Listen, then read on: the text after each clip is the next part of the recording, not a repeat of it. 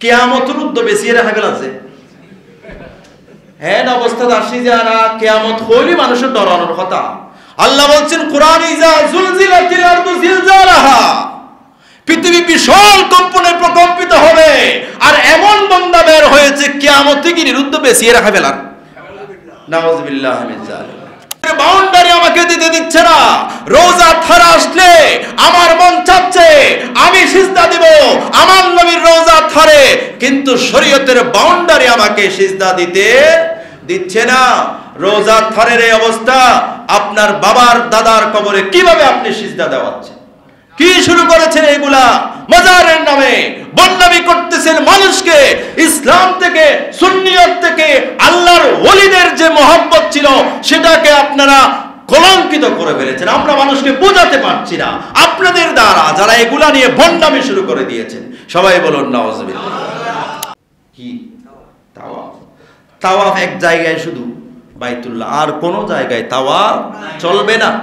পৃথিবীতে আর কোন জায়গায় তাওয়াফ চলবে না। তাওয়াফ শুধু বাইতুল্লাহ, আর কোন জায়গায় তাওয়াফ চলবে না। এই সব ভণ্ডামি করে করে ইসলামের ক্ষতি করছে, সুন্নিয়তের ক্ষতি করছে, মানুষকে বিভ্রান্ত করছে।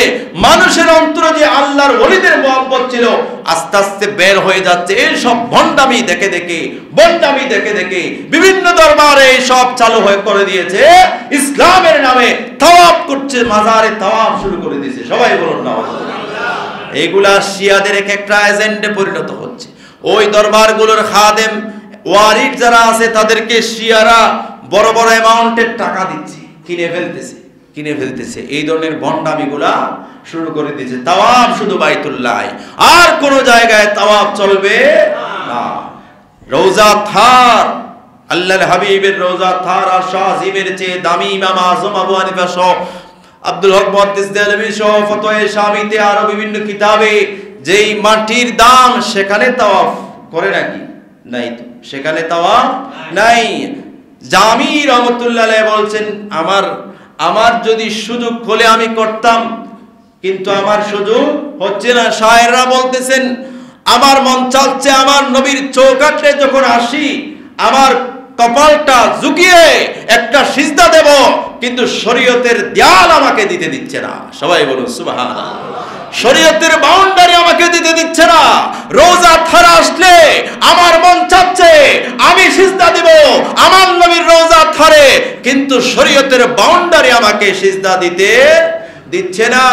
রোজা থারের এই অবস্থা, আপনার বাবার দাদার কবরে কিভাবে আপনি সিজদা দেওয়াচ্ছেন? কি শুরু করেছেন এগুলা? মাজারের নামে বদনামি করতেছেন মানুষকে। ইসলাম থেকে, সুন্নিয়ত থেকে আল্লাহর ওলিদের যে মহব্বত ছিল সেটাকে আপনারা কলঙ্কিত করে ফেলেছেন। আমরা মানুষকে বোঝাতে পারছি না আপনাদের দ্বারা, যারা এগুলা নিয়ে বদনামি শুরু করে দিয়েছেন। সবাই বলুন নাউযুবিল্লাহ। বিভিন্ন মাজার এগুলা হচ্ছে, সাহাবায়ে কেরামের বদনাম করা হচ্ছে, আম্মা জান আয়েশা সিদ্দিকার বদনাম করা হচ্ছে। এইভাবে ওদের লেখনীগুলো আমরা মাঝে মাঝে দেখি, বড় আফসোস করি। সুতরাং আখিরি জামানায় ফিতনা আসবে আসবে আসবে আসবে।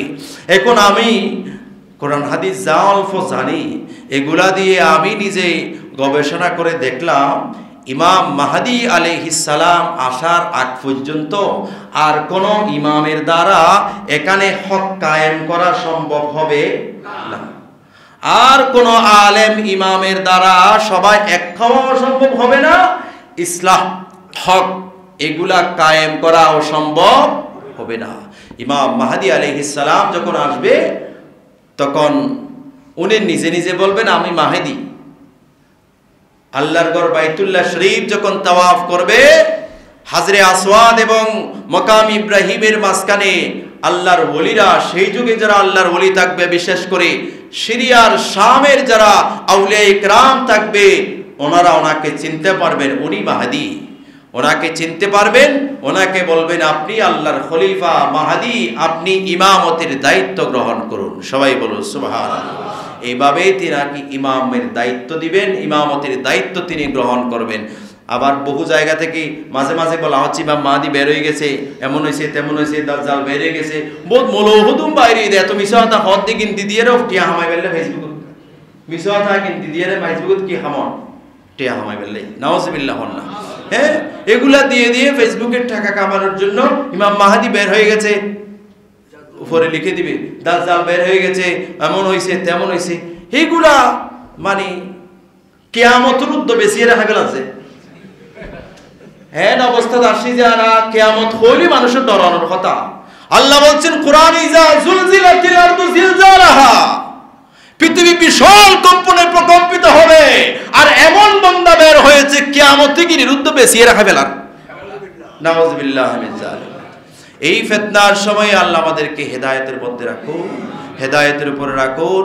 আল্লাহ সিরাতে মুস্তাকিম আহলে সুন্নাত ওয়াল জামাতের উপরে আল্লাহ আমাদেরকে দায়েম এবং কায়েম রাখুন। খারেজি যারা আহলে বাইতের দুশমন এবং শিয়া যারা সাহাবায়ে কেরামের দুশমন, এই সব ফেরকা থেকে ফিতনা থেকে যারা সাহাবীদের সমালোচনা করে, আহলে বাইতের সমালোচনা করে, এজিদের পক্ষ অবলম্বন করে, এই সব কিছু থেকে আল্লাহ আমাদেরকে হেফাজত করুন, আমিন।